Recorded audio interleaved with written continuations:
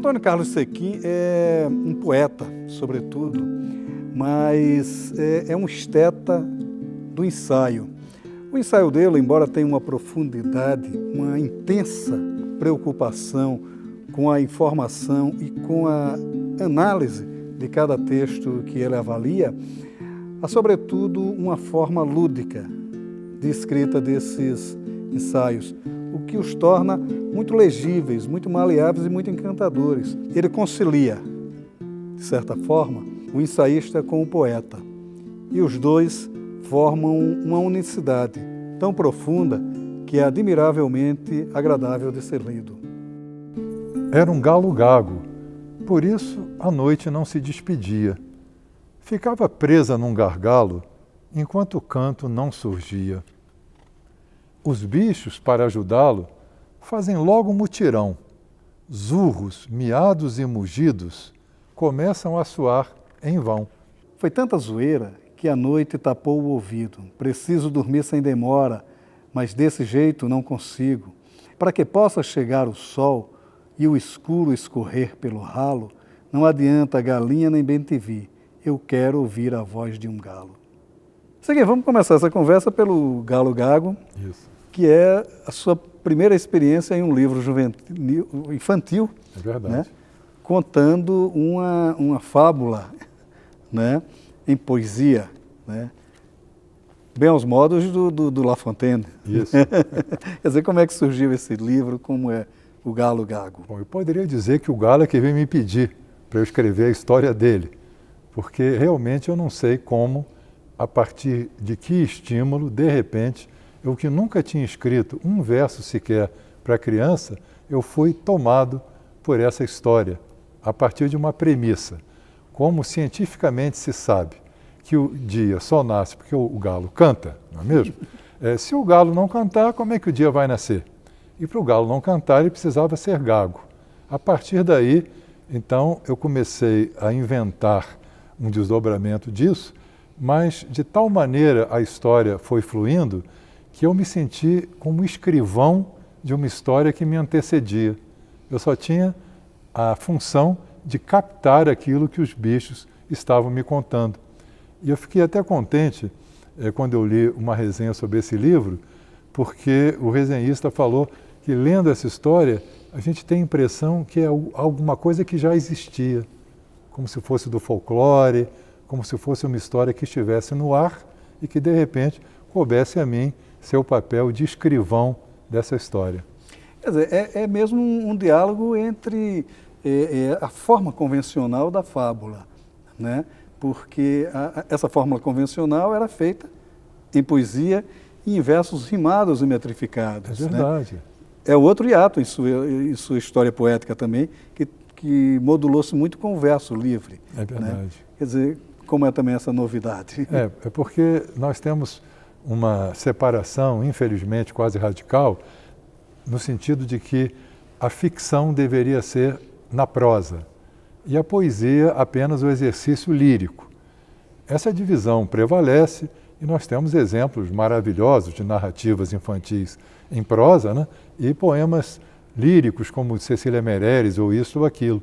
E eu pensei, por que não resgatar essa tradição de simultaneamente contar uma história e permitir que essa história viesse sob a forma de verso, com todo esse caráter lúdico, né, das aliterações, das metáforas, das rimas, que favorecem a memorização e creio que é uma maneira também um pouco clandestina de eu batalhar pela minha grande paixão, que é a poesia, nesse território que para mim era inexplorado, que é o território da literatura infantil.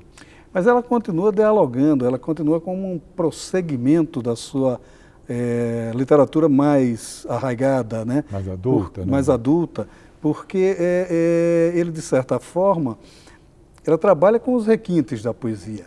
Sim. Né? Então, quer dizer, como é que também esse texto se posiciona dentro do seu trabalho? É um texto no qual eu empreguei o melhor de mim, no sentido de ter imagens desejavelmente novas e num processo no qual eu me insiro já há algum tempo, de tentar conciliar a criatividade do texto com um elevado grau de comunicabilidade.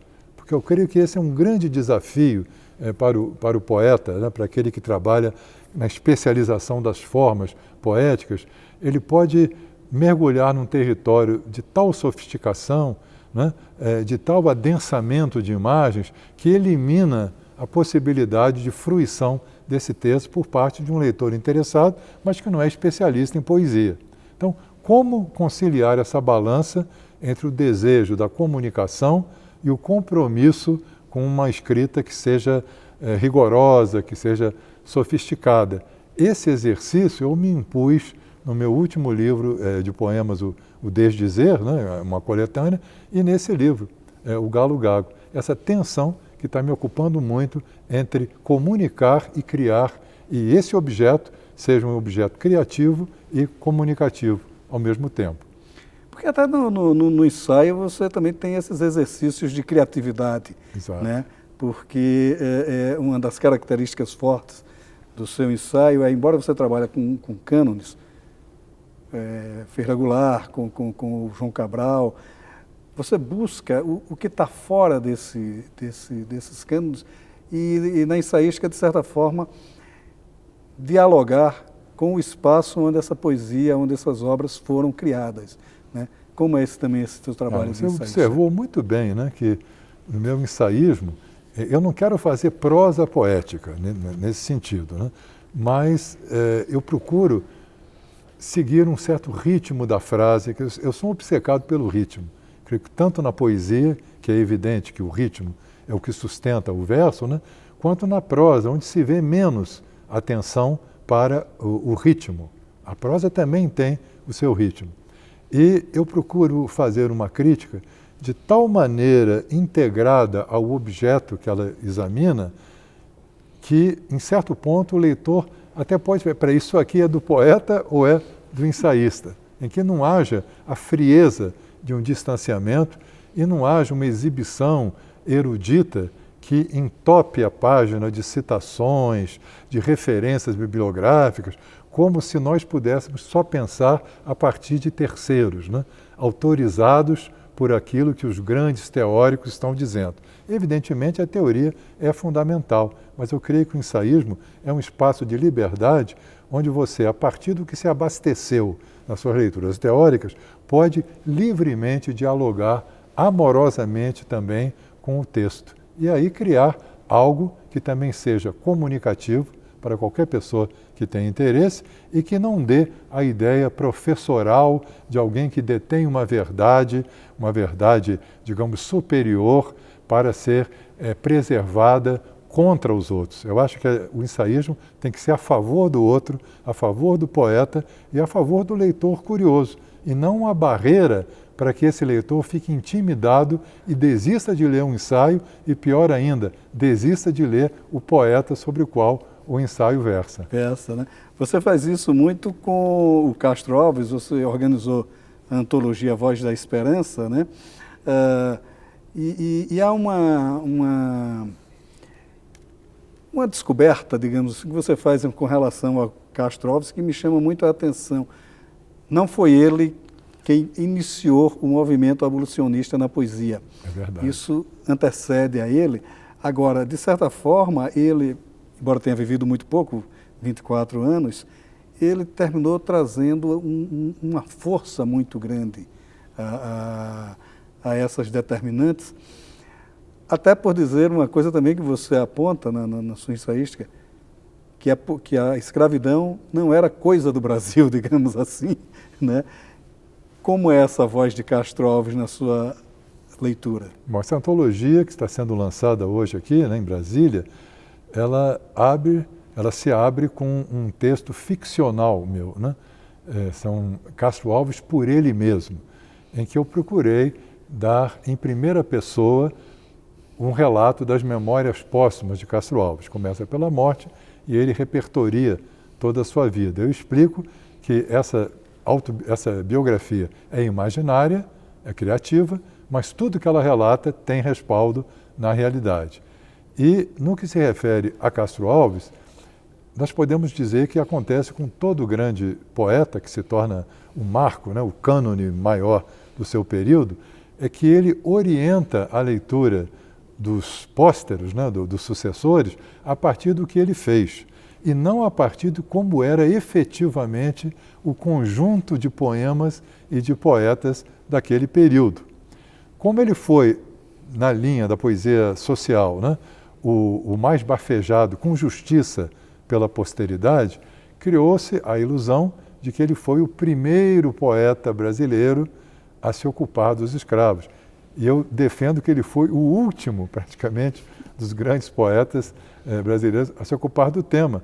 Porque já no primeiro livro do Romantismo, 1836, Suspiros Poéticos e Saudades, de Gonçalves de Magalhães, né? Todo mundo decora.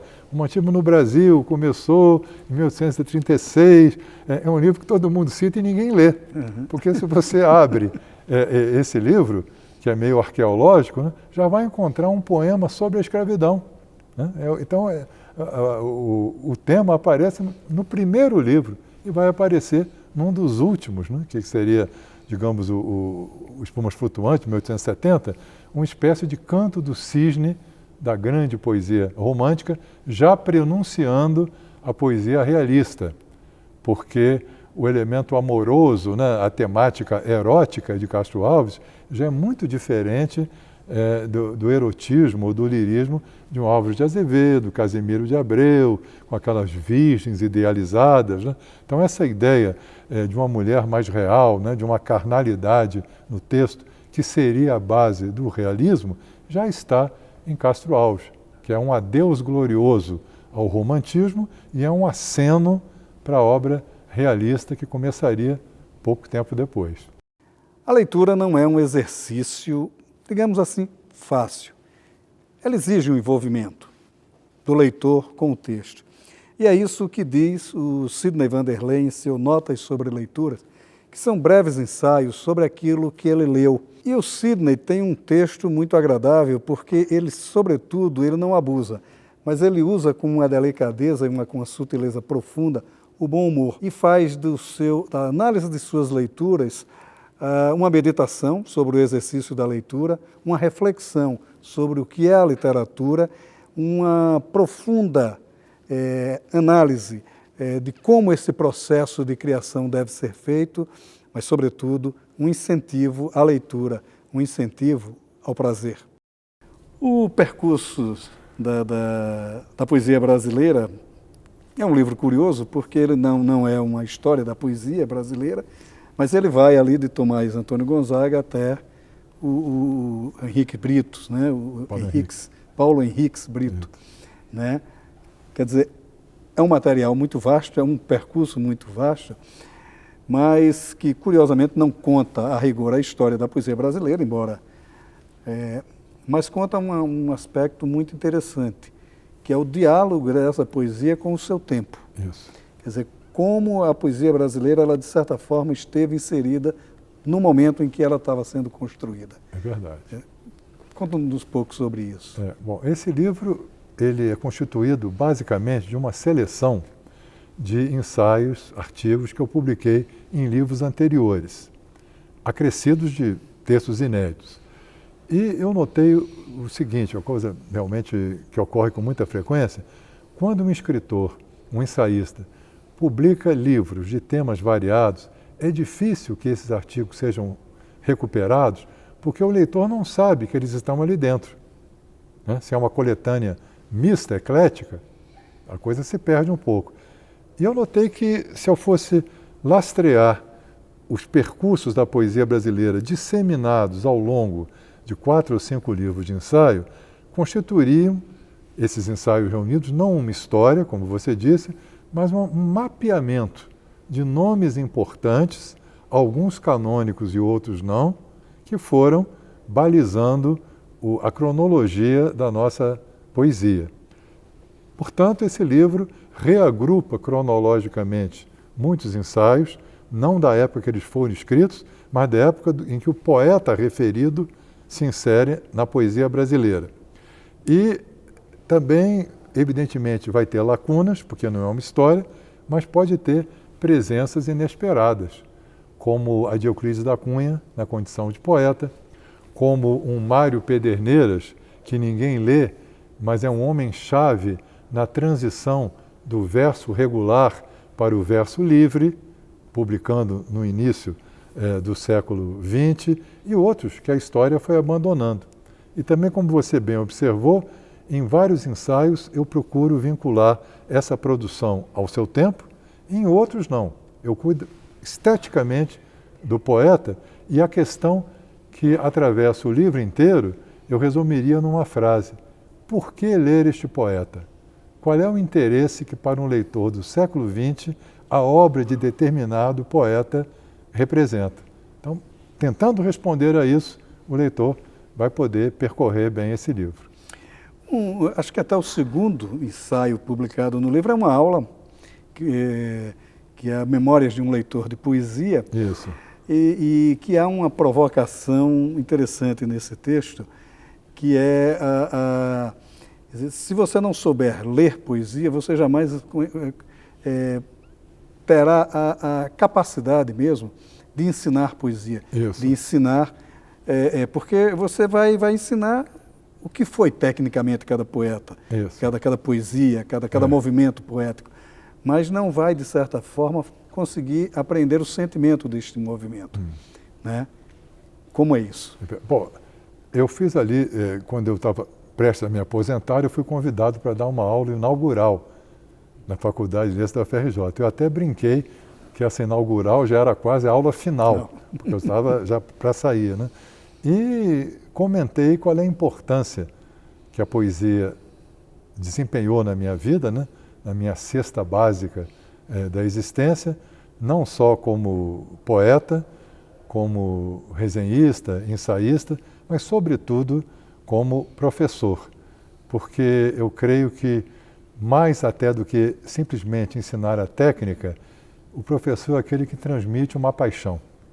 Se aquilo que o aluno vê e sente que o professor está entusiasmado, né, que mergulha naquele texto, né, e que vibra com a beleza de que aquele texto é portador, eu creio que já é meio caminho andado, porque o entusiasmo, assim como o tédio, é contagioso. Né? E se o professor tem uma função burocrática, distanciada com o texto, como é que ele vai interessar o aluno se ele próprio não está interessado naquilo? Por isso é que eu digo que há um corpus infinito de poemas, né, de literatura, e o professor deve falar ou daqueles textos que ele ama, ou dos textos que ele odeia, porque o ódio e o amor são incendiários, né? E só não fale daqueles textos diante dos quais ele fica indiferente, porque isso também passa para o aluno. Então, essa centelha do entusiasmo deve, a meu ver, presidir a relação do professor com o texto e do professor com a sua turma. Você mesmo foi pego pelo ódio a um poema do Drummond. Ah, sim, é verdade. Da sua professora. Você lembrou bem, uma professora odiava o Drummond, utilizou um poema do Drummond para ridicularizar a poesia moderna. Aí eu fiquei tomado por aquilo, achando achei o poema estranho, mas não a ponto de provocar a gargalhada da turma inteira, né? E foi o ódio dela que me levou obliquamente a procurar esse livro e começar o meu amor pela poesia do Drummond. Que é interessante. Nesse livro também há um aspecto que chama muito a atenção, é a valorização que se dá à poesia do romantismo, do indianismo, né? Essa poesia que é canônica, mas que ela nas antologias, elas são dadas de certa forma quase que de maneira obrigatória e que desprovida dessa paixão. E você termina nesse livro pegando Gonçalves Dias, Álvares de Azevedo, Fagundes Varela, e demonstrando o poder poético desses poetas. Isso. Fala um pouco sobre isso. Porque o poeta, dado na antologia, normalmente, como o professor já não teve uma formação que o levasse a amar a poesia, ele não vai poder passar adiante aquilo que ele não teve. Então, na maioria das vezes, eu constato, se o professor pode, ele nem dá poesia, só trabalha com ficção ou com crônica. Drummond, por exemplo, né, muitos livros para o antigo segundo grau, né, o ensino médio, é o Drummond das crônicas, não é o Drummond da poesia. E também falta muito a mínima consciência da necessidade de contextualização daquele poema. Porque se você trabalha com um poema do século XVIII, né, e não diz minimamente o que foi o século XVIII, como é que era o Brasil, Minas Gerais, Tomás Antônio Gonzaga, as preocupações de um homem daquela época, o leitor, o aluno, vai achar aquilo incompreensível, chatíssimo, na medida em que, não havendo uma contextualização, ele considera qualquer poema contemporâneo seu. Aí ele vê o poema do Slam, né? Ele vê o poema na rua, ele vê a malandragem da poesia e vê aquela coisa que é absurda para ele. E, se não entende, ele rejeita.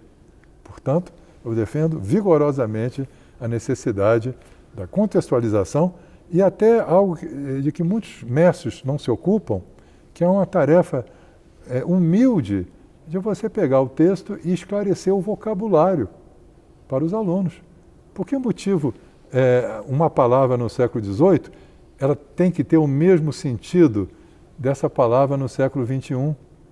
E se você não souber o sentido no século XVIII, você não entende o poema. E como é que você vai gostar de um texto se você não entende nem preliminarmente o que ele está dizendo? Não é mesmo?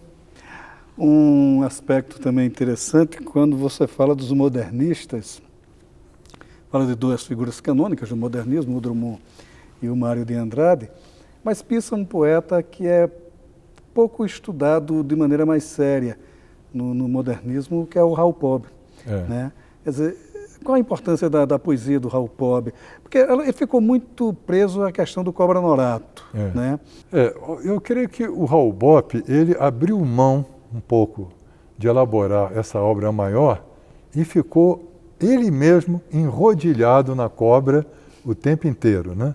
Eu até brinquei no ensaio, dizendo que ele tem uma obra que morde o próprio rabo, né? Que é essa cobra, né? Essa cobra Norato.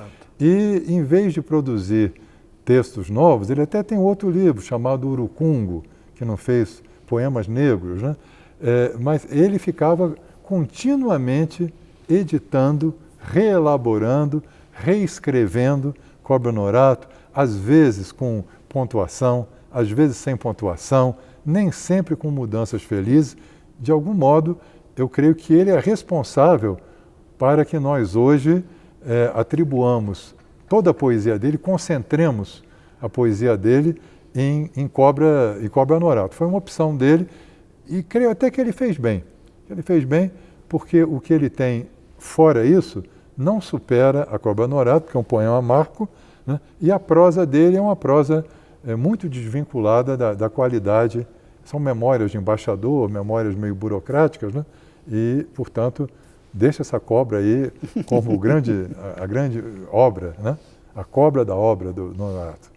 Dois grandes desafios dos seus textos nesses ensaios também é a elevação da poesia do Ferreira Goulart ao nível do Nobel de Literatura, que você defende que ele merecia ter ganho o Nobel, e da força da poesia do Chico Buarque, embora você só analise uma única letra do Chico Buarque, que é o Vitrines, a letra Vitrines, né? Quer dizer, como é o diálogo dessa força da poética brasileira a partir desses dois pontos da sua ensaística? O Goulart, acho que nessa segunda metade, né, do século XX, depois de João Cabral, que também produziu, né, certamente era o poeta nacional, era um poeta muito poroso às demandas de seu tempo. Né? Ele tinha uma intuição refinada, né, e reprocessava o seu tempo através do reprocessamento de suas formas poéticas. É um poeta, como você mesmo comentou na nossa conversa prévia, né, que é um poeta diferente a cada livro. E é interessante, porque não era uma diferença movida por um modismo, mas era por uma perfeita consciência dos impasses da sua poesia anterior e da consciência de que a sua poesia anterior não estava respondendo às solicitações desse novo tempo.